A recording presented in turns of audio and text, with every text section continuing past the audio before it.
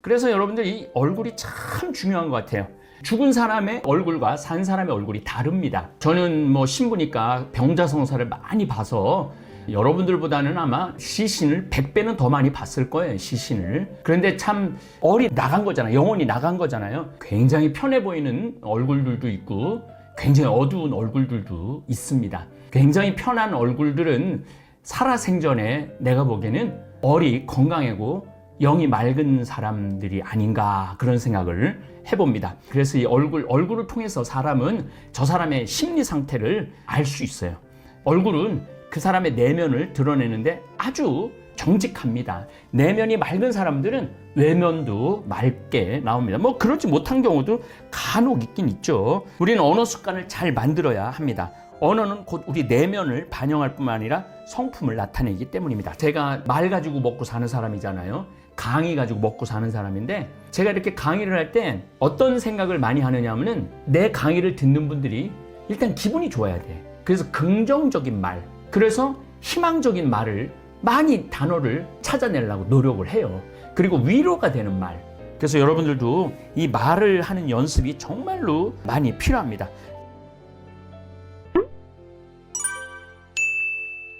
탄원 시편 11편 우리 김영복 리카르도 신부님 목소리로 듣겠습니다.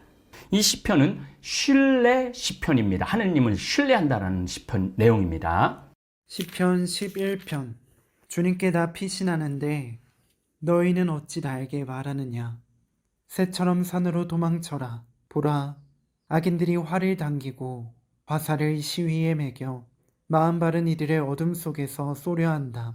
바탕까지 허물어지는데 의인인들 무엇을 할 수 있으랴. 주님께서는 당신의 거룩한 궁전에 계시고 주님의 옥자는 하늘에 있어 그분 눈은 살피시고 그분 눈동자는 사람들을 가려내신다. 주님께서는 의인도 악인도 가려내시고 그분의 얼은 폭행을 사랑하는 자를 미워하신다. 그분께서 악인들 위에 불과 유황의 비를 그물처럼 내리시어 타는 듯한 바람이 그들 잔에 몫이 되리라. 주님께서는 의로우시어 의로운 일들을 사랑하시니 올곧은 이는 그분의 얼굴을 뵙게 되리라. 여러분들 항상 뭐 이동 중에 제 강의를 듣는 분도 계시지만은 집에서 강의를 들으실 때는 반드시 성서책을 꺼내놓고 신부님 낭송하시는 거에 따라서 하시면은 여러분들이 굉장히 더 많은 은총을 받으실 겁니다. 이 11편은 굉장히 시적인 요소가 많이 들어가 있어요. 피신, 새, 산, 활, 화살, 시위, 어둠, 바탕, 거룩한 궁전, 옥자, 눈, 눈동자, 얼, 불과 유황의 비, 그 다음에 타는 듯한 바람, 잔의 목, 그분의 얼굴. 여기서 이런 시적인 요소들을 우리가 잘 이해를 하면은 시편을 여러분들 이해하시는데 훨씬 큰 도움이 될 겁니다. 오늘은 얼굴에 대한 이야기를 좀 하도록 하겠습니다. 얼굴, 얼의 굴, 얼이 들어왔다 나갔다 하는 것이 얼굴이에요. 그래서 얼은 영혼이라는 뜻이고 굴은 통로라는 거예요. 영혼이 들어왔다 나갔다 하는 게 얼굴입니다. 얼굴. 그래서 이 얼이라는 우리 말이 참 아주 좋은 말 같아요. 이런 얼 빠진 놈, 그러면은 얼이 빠진 사람이라는 거죠. 얼간이, 얼이 간 사람, 저 얼간이 같은 놈, 얼이 나갔다 이거죠. 얼은, 얼이 큰 사람. 어른들은 여러분들 얼이 커야 돼요. 영혼이 커야 돼. 지금 시편 강의 듣는 분들은 영혼이 점점 커지는 걸 느낄 거예요. 그런 분들을 어른이라고 우리가 부르는 거죠. 근데 요즘 할아버지들은 70, 80대 갖고 막 길에서 싸우고 때리고 뭐 지하철에서 그야말로 얼 빠진 사람이거나 얼간이들이 많은 거죠. 나이가 먹을수록 얼이 커야 됩니다. 어린이, 얼이 잃은 사람, 그것도 얼에 속한 겁니다. 어리석은이, 얼이 썩은 사람을 얘기를 합니다. 멍한 사람들을 보면 저 얼 빠진 놈이라고 그렇게 표현을 하죠. 그래서 여러분들 이 얼굴이 참 중요한 것 같아요. 죽은 사람의 얼굴과 산 사람의 얼굴이 다릅니다. 저는 뭐 신부니까 병자성사를 많이 봐서 여러분들보다는 아마 시신을 100배는 더 많이 봤을 거예요, 시신을. 그런데 참 이제 얼이 나간 거잖아요. 영혼이 나간 거잖아요. 굉장히 편해 보이는 얼굴들도 있고 굉장히 어두운 얼굴들도 있습니다. 굉장히 편한 얼굴들은 살아생전에 내가 보기에는 얼이 건강하고 영이 맑은 사람들이 아닌가 그런 생각을 해봅니다. 기분 좋은 사람의 얼굴과 기분 나쁜 사람의 얼굴 달라요. 여러분들 항상 웃는 사람의 얼굴은 보고 있으면 기분이 좋아요. 근데 항상 화를 내는 사람들 얼굴은 달라요. 여러분들 정치인들 한번 가만히 보세요. 그 얼굴들을 한번 보세요. 얼이 어때 보여요? 얼이 맑아 보여요? 얼이 어두워 보여요? 굉장히 어두워 보이죠. 그래서 이 얼굴을 통해서 사람은 저 사람의 심리 상태를 알 수 있어요. 그래서 마음의 상태에 따라서 얼굴은 달라집니다. 사람의 영혼이 들어왔다 나갔다 하기에 변화무쌍한 얼굴을 갖고 있어요. 웃는 얼굴도 있고 화난 얼굴도 있고 놀란 얼굴도 있고 무심한 얼굴도 있고 냉정한 얼굴도 있죠. 얼굴은 그 사람의 내면을 드러내는데 아주 정직합니다. 내면이 맑은 사람들은 외면도 맑게 나옵니다. 뭐 그렇지 못한 경우도 간혹 있긴 있죠. 제가 왜 이 말씀을 드리냐면 11편 마지막 편에 올곧은 이는 그분의 얼굴을 뵙게 되리라. 올곧은 사람은 하느님의 얼굴을 볼 수 있다는 거죠. 그래서 이제 이 시편에 얼굴을 굉장히 중요하게 표현을 많이 합니다. 얼굴에 대한 처음 사람을 봤을 때 첫인상이 결정되는 시간이 6초 걸린다고 그래요. 처음 만났을 때 6초만 되면은 저 사람은 괜찮은 사람이다. 저 사람은 좀 의심이 가는 사람이다. 이렇게 생각이 된다고 그래요. 첫 인상이 결정하는 요소는 외모, 표정, 행동이 80%, 목소리의 높낮이, 말하는 방법이 13%, 인격이 7%가 차지한다고 합니다. 신체의 근육 가운데 얼굴의 근육이 80개가 있다고, 얼굴 근육이. 그래서 시시때때로 변화되는 것이 얼굴 모습이라고 그래요. 얼굴은 내 요 얼굴 가지고 7,000가지의 표정을 만들어낼 수 있다고 그래요. 그래서 나이가 들면 그 사람의 살아온 삶의 흔적이 나타납니다. 제가 예전에도 이 강의를 참 많이 했습니다. 평생 웃은 사람들은 잔주름이 아주 예쁜 잔주름이 나와요. 근데 평생 인상 쓰고 신경질 부리는 사람은 전부 다 이게 굉장히 굵은 주름이 나와요. 굉장히 굵은 주름이 나와갖고 한번 표정을 조금만 써도 굉장히 무서운 얼굴이 되는 거예요. 그래서 항상 여러분들 웃으려고 노력을 해야 돼요. 항상 미소 지으려고 노력하고. 근데 사실 맨날 웃고 미소 짓는 게 내 마음 안에서 기쁨이 있어야지 웃음이 나오는 거지, 기쁨이 없는데 웃음이 나올 리가 없죠. 하루에 한 번도 안 웃는 사람들도 있어요. 어린아이는 하루에 200번 정도 깔깔거리고 웃는다고 그래요. 어린아이는. 그래서 어린아이들을 해 막다고 그러잖아요. 해 막다고. 근데 어른들은 하루에 5번, 2-3번밖에 안 웃는다고 그러잖아요. 그래서 여러분들도 항상 웃을 수 있는 그런 연습이 필요합니다. 이제 시를 본격적으로 보겠습니다. 주님께 나 피신하는데 너희는 어찌하여 나에게 말하느냐? 새처럼 산으로 도망쳐라. 다윗은 나는 주님한테 피신하겠다는 거예요. 산으로 새처럼 피신하지 않고, 그러니까 온전히 주님한테 의탁하겠다는 거예요. 그래서 신뢰 시편입니다. 여러분들 이스라엘 가보면은 이스라엘의 산들의 특징이 뭐가 있느냐면은 숲이 우거진 데가 많아요. 유다 그 갈릴레아 산지에 가면은. 그런데 동굴이 굉장히 많아요. 동굴이. 그냥 아무데나 동굴이 있어요.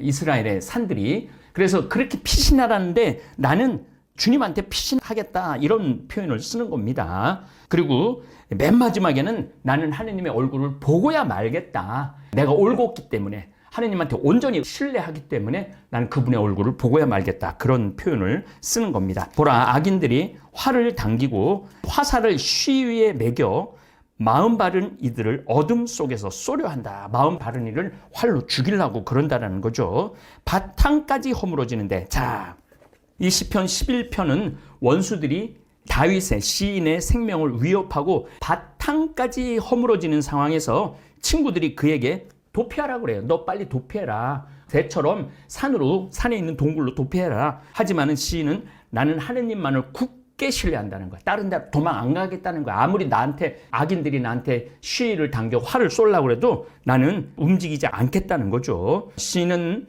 하느님에 대한 절대적이고 흔들리지 않는 신앙을 갖고 있는 거죠. 하느님이 세상과 모든 피조물을 공평하게 다스림에 대한 신앙을 첨부합니다. 주님께 피신함 1절, 성전과 하늘에 계신 주님 4절, 구약의 신앙심을 잘 반영해주는 주제입니다. 신앙심을 이렇게 표현을 하는 거죠.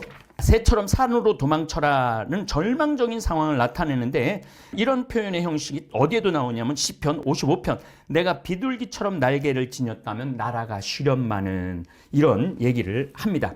시편에서 악인들 팔씨를 당기려고 하는 악인들은 보통 무신론자와 박해자일 경우가 많아요. 여기서 이제 하느님의 현존에 대한 얘기가 시에 굉장히 많이 나오죠. 제가 아까 여러분들한테 시편 읽었을 때 피신, 새, 산, 악인, 활시, 어둠, 거룩한 궁전, 옥자, 눈동자. 이제 다음 시간에는 제가 눈과 눈동자에 관련된 설명을 얼굴 설명하듯이 눈과 눈동자에 관련된 말씀을 드릴 계획입니다. 주님께서는 의인, 악인, 그 다음에 그 다음에 불과 유황의 비, 소돔과 고모라를 쳤을 때 불과 유황의 비를 뿌렸다고 그러죠. 그 다음에 타는 듯한 바람. 이 타는 듯한 바람은 뭐냐면은 유다에는 사막이 많아요. 사막이 많은데 사막에서 불어오는 바람은 타는 듯하게 뜨거워요. 그러니 그들 잔에 몫이 되리라.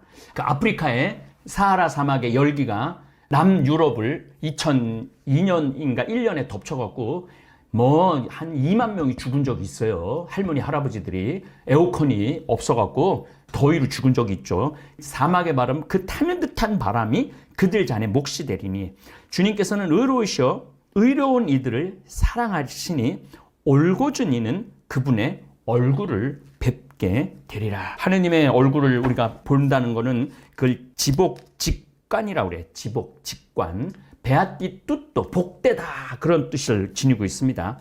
바탕까지 허물어지는데 의인인들 무엇을 할 수 있으랴. 이 바탕은 기초를 말하고 법과 정의의 근본적 원리입니다. 그것까지 무너지는데 바탕까지 허물어진다는 표현은 참 그러니까 아주 절박한 거죠. 의인인들 무엇을 할 수 있으랴. 기본이 허물어지는데 무엇을 할 수 있으랴. 하지만은 주님께서는 당신의 거룩한 궁전에 계시고 주님의 옥자는 하늘에 있어 그분 눈은 살피시고 아무리 바탕이 무너져도 하느님은 거룩한 성전에 계시고 옥자는 하늘에. 이 표현도 굉장히 좋은 표현이에요. 옥자는 하늘에. 메소포타미아하고 이집트 문명은 어떤 신들을 섬겼느냐 하면은 산을 신이라고 여겼고 바다를 신이라고 여겼고 강을 신이라고 여겼고 태양을 신이라고 여겼고 달을 신이라고 여겼어요. 그런데 이 구약의 유대인들은 하늘 위에 하느님이 계시다고 생각했던 거야. 그러니까 그런 모든 눈에 보이는 것들을 하느님은 다 창조하신 하늘 위에 하느님 그 표현을 하는 거죠. 주님의 옥자는 하늘에 있어 그분 눈은 살피시고 눈동자는 사람들을 가려내신다. 주님은 의인도 악인도 가려내시고 그분의 얼은 폭행을 사랑하는 자를 미워하신다. 폭행을 사랑하는 사람 미워하는 거죠. 그분께서 악인들 위에 불과 유황의 비를 그물처럼 내리셔 아주 촘촘하게 내린다는 거죠. 타는 듯한 바람이 그들 잔에 몫이 되리라. 불과 유황의 비를 그물처럼 내려갖고 타는 듯한 바람이 그들 잔에 몫이 되리라. 결국은 악인을 하느님께서는 벌하시고 의인은 구하신다는 얘기죠. 주님께서는 의로우셔 의로운 일들을 사랑하시니 올곧은 이는 그분의 얼굴을 뵙게 되리라. 아무리 악인들이 나를 괴롭힌다 하더라도 내가 주님한테 마음을 두고 주님을 온전히 믿고 따른다면은 나는 마지막 날에는 그분의 얼굴을 뵙게 되리라는 이런 기가 막힌 시죠. 탄원 시편 김영복 리카르도 신부님 목소리로 12편 듣겠습니다. 시편 12편. 주님, 구원을 베푸소서. 충실한 이는 없어지고 진실한 이들은 사람들 사이에서 사라져 버렸습니다. 저마다 제 이웃에게 거짓을 말하고 간사한 입술과 두 마음으로 말합니다. 주님께서는 간사한 모든 입술과 허황된 것을 말하는 혀를 잘라버리시리라. 그들은 혀로 우리가 힘을 떨치고 입술이 우리에게 있는데 누가 우리의 주인이랴 하는구나. 가련한 이들에 대한 핍박과 가난한 이들의 신음 때문에 이제 내가 일어서리라. 주님께서 이르신다. 그가 갈망하는 대로 나 그를 구원으로 이끌리라. 주님의 말씀은 순수한 말씀, 흙 도가니 속에서 7번이나 정제된 순은이여라. 주님, 당신께서 저희를 지켜주시고 저희를 이 세대로부터 영원히 보호하소서. 악인들이 사방으로 쏘다니고 사람들 사이에서 야비함이 판을 칠지라도. 잘 들었죠? 요거는 탄원 시편입니다. 탄원 시편. 여기는 아주 또 중요한 개념이 나와요. 간사한 입술과 두 마음으로 말합니다. 벌써 두 마음이라니까 여러분들 사람 마음이 하나 같아야 돼요. 변함이 없어야 되고 마음에 두 마음이 있어. 두 마음이 있는 사람은 정말로 상대하기가 힘든 사람이에요. 그 개념이 있고 주님께서 간사한 모든 입술 나왔죠. 허황될 것을 말하는 혀를 잘라버. 혀. 그들은 혀로 우리가 힘을 떨치고 입술이 우리에게 있는데 누가 우리의 주인이랴. 가련한 이들, 가난한 이들. 이 시편에서는 불쌍한 사람들이 너무너무 많다는 것. 박해받거나 가난하거나 이런 사람들의 편을 드는 거죠. 그 다음에 흙 도가니 속에서 7번이나 정제된 순은. 은을 7번 정제를 하는 거죠. 얼마나 주님의 말씀이 그렇게 깨끗하고 순수한지에 대한 이야기를 나누고 있는 거죠. 자, 이 12편 한번 조금 더 우리가 자세하게 들여다보겠습니다. 공동 탄원 시편으로 이 시편은 악인들은 거짓을 말하고 간사한 입술 그리고 두 마음으로 말하는 사람들이에요. 혀와 입술로 자기들이 이긴다고 주장하는 사람들인 거죠. 이 12편은 공동체는 충실한 이들과 진실한 이들이 없이 악인들만 가득 찬 세상에서 고통을 당하고 있어요. 의인이. 특히 세상에 참된 것들의 가치를 하락시키고 깨끗한 사람들에게 고통을 안겨주는 악인들의 거짓되고 간사하고 허황하고 교활한 말 때문에 입술, 혀.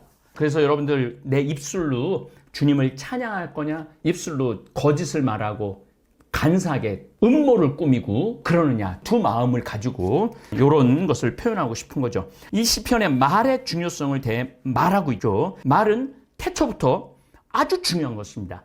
어둠이 깔려 있는데 말씀이 한처럼 말씀이 있어갖고 그 말씀이 빛이 있어라 하니까 빛이 있다고 그랬죠. 그리고 요한복음 1장에도 말씀이 로고스라고 그러는데 말씀이 이 세상에 왔다. 근데 사람들은 그 말씀을 그 빛을 알아듣지를 못했다. 알아뵙지를 못했다. 이런 얘기죠. 하느님께서는 말씀으로 창조적인 창조를 하십니다. 창세기는 또 뱀을 속이는 뱀은 하와를 속이는 말을 통해서 인류가 죄가 들어온 거죠. 바벨탑의 언어는 인간의 의사소통을 어렵게 만들기도 합니다. 우리는 언어 습관을 잘 만들어야 합니다. 언어는 곧 우리 내면을 반영할 뿐만 아니라 성품을 나타내기 때문입니다. 자, 여러분들 제가 말 가지고 먹고 사는 사람이잖아요. 강의 가지고 먹고 사는 사람인데 제가 이렇게 강의를 할 때 어떤 생각을 많이 하느냐 하면은 내 강의를 듣는 분들이 일단 기분이 좋아야 돼. 그래서 긍정적인 말, 그래서 희망적인 말을 많이 단어를 찾아내려고 노력을 해요. 그리고 위로가 되는 말. 간혹 제가 남편한테 두들겨 맞는 그런 아내들 정말 얼마나 불쌍해요. 가련한 이들인 거죠. 그들에게 위로가 돼야 되는데 성당에 가서 신부님이나 수녀님이나 성당에서 열심한 교우들이나 정말 남편한테 맞고 너무나 억울해갖고 하소연을 하는 거예요. 난 정말 매를 맞아갖고 눈이 퍼렇고 이런다고. 근데 기껏 한다는 얘기가 예수님은 십자가에서도 죽었잖아. 매 맞아 돌아가셨잖아. 그러니까 자매님도 예수님 생각하고 참아. 그거는 위로가 되는 말이 아니죠. 같이 아파하고 공감해주고 뭐하러 같이 사느냐고 그러고 그래 줄 때 위로가 되는 거죠. 그래서 여러분들도 이 말을 하는 연습이 정말로 많이 필요합니다. 끊임없이 우리는 우리의 말을 정화시켜 나가야 합니다. 우리는 우리의 혀로 주님이신 아버지를 찬미해야 하고 하나님과 비슷하게 창조된 사람들을 저주해서는 안 된다는 거죠. 그래서 가능한 한 남을 욕하는 말을 하지 말아야 돼요. 지난 시간에도 말씀을 좀 드렸는데 정치인들 그런 말을 그냥 일상적으로 하니까 긍정의 힘이 안 나오는 거죠. 부정의 힘으로 정권을 잡으라는 거는 그거는 합리적이지가 못한다는 거죠. 간사한 입술 또는 아첨, 감언이설 이런 혀를 그냥 잘라버린다고 그러잖아. 뽑아버린다고 그러잖아. 여기 주님께서는 간사한 모든 입술과 허황된 것을 말하는 혀를 잘라버리시리라. 오, 굉장히 무서운 말이죠. 그래서 여러분들도 입술이 우리에게 있는데 누가 우리의 주인이랴? 하느님을 거부하는 거예요. 입술이 나한테 있는데 누가 우리의 주인이냐 이거죠. 그러나 우리의 입술은 하느님을 찬미하고 이웃을 위로하는 그런 입술이 돼야 됩니다. 가련한 이들에 대한 핍박과 가난한 이들의 신음 때문에 이제 내가 일어선다. 일어서는 거. 이것도 굉장히 시적인 표현입니다. 자, 여러분들 이제 시편, 점점 시편이 재밌어질 거예요. 엄청 재밌어질 거예요. 그 개념 하나하나를 알기 시작하면은, 야, 이게 지금 2500년 전에 이런 시를 썼다는 거. 이게 기적 아니에요, 기적. 이 자체가. 그러니까 또 이 시편은 노래야, 노래. 그리고 예수님이 가장 많이 인용한 게 이 시편이에요, 시편. 그래서 여러분들은 시편을 잘 이해를 하면은 신약성서를 읽는데 너무너무 행복할 거예요. 흙도가니에서 옛날에는 은을 정지할 때 도자기 같은 데다가 불을 달궈 갖고 거기서 은을 한 번 정제해내고 두 번 불순물을 연금술사라고 그러죠. 금을 만들어내듯이 은도 그렇게 7번, 7번이라는 숫자 제가 말씀드렸죠. 완벽한 숫자를 7번이라고 그래요. 그래서 예수님이 제자들한테 베드로가 그러죠. 이웃을 몇 번이나 용서해야 됩니까? 7번이면 되겠습니까? 아니다. 7번씩 70번이라도 용서해라. 완벽하게 용서를 끝까지 하라는 얘기예요. 용서는, 징벌은 하느님의 권리고 하느님의 몫입니다. 징벌은. 용서는 우리의 몫이에요. 우리가 이웃을 용서할 때 하느님도 나를 용서한다라는 거. 예수님이 이러한 말씀을 우리에게 늘 들려주시는 것이 시편에 아주 정통하셨기 때문에 그렇게 마지막에 십자가에서도 아마 엘리 엘리 네마 사박 이런 식으로 아마 노래로 아마 하셨을 거예요. 사박타니 뭐 이런 식으로 지금도 유대인들이 부르는 노래들을 여러 번 들어보면은 그 시편의 그 음률이 그대로 들어있는 것 같아요. 자, 다음 시간에는 13편, 14편 하도록 하겠습니다. 네, 감사합니다. 우리는 나이가 들수록 말이 줄어듭니다.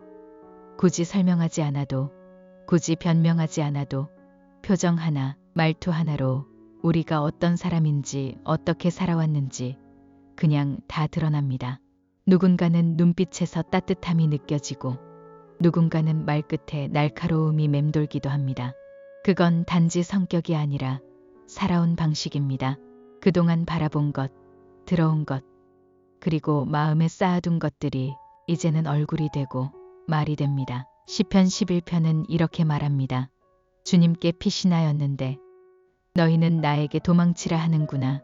그 분의 눈은 사람을 살펴보시고 그 분의 눈동자는 사람들을 시험하신다.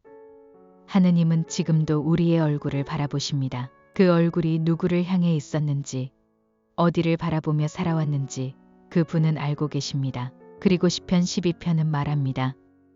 그들은 서로 거짓을 말하며 간사한 입술과 두 마음으로 말하는구나. 세상은 너무 많은 말을 쏟아냅니다. 진실보다 소문이 빠르고 위로보다 비난이 앞섭니다. 그럴수록 우리는 더 조심해야 합니다. 내 입에서 나오는 말이 누군가에게 상처가 되지 않도록 말입니다. 말은 칼보다 날카롭고 한번 내뱉은 말은 다시 담을 수 없습니다. 사실 우리는 얼굴로 말하고 말로 얼굴을 씁니다. 따뜻한 마음을 가진 사람은 말투가 부드럽고 자주 기도하는 사람은 표정에 평화가 있습니다. 삶은 거짓말을 하지 않습니다. 그 사람을 오래 볼 필요도 없습니다. 표정 하나, 말투 하나, 그것으로 그 사람을 알 수 있기 때문입니다. 지금 당신의 얼굴은 무엇을 말하고 있나요? 지금 당신의 말투는 누군가를 살리고 있나요? 나이 들어간다는 건 하느님 앞에 내 얼굴을 내놓을 날이 하루 더 가까워진다는 뜻이기도 합니다. 그때 우리 얼굴이 하느님을 닮아 있기를, 우리 말이 사람을 살렸던 기록이기를 간절히 바라게 됩니다. 하느님은 당신을 바라보고 계십니다. 그 얼굴을, 그 말투를. 그리고 당신은 이미 당신이 살아온 그대로 누군가에게 기억되고 있습니다. 오늘 하루 말을 아끼고 표정을 따뜻하게 하며 살아보세요. 그 작은 차이가 당신을 빛나게 할 겁니다. 감사합니다. 하늘에 계신 우리 아버지, 아버지의 이름이 거룩히 빛나시며 아버지의 나라가 오시며 아버지의 뜻이 하늘에서와 같이 땅에서도 이루어지소서. 오늘 저희에게 일용할 양식을 주시고 저희에게 잘못한 일을 저희가 용서하오니 저희 죄를 용서하시고 저희를 유혹에 빠지지 않게 하시고 악에서 구하소서. 아멘.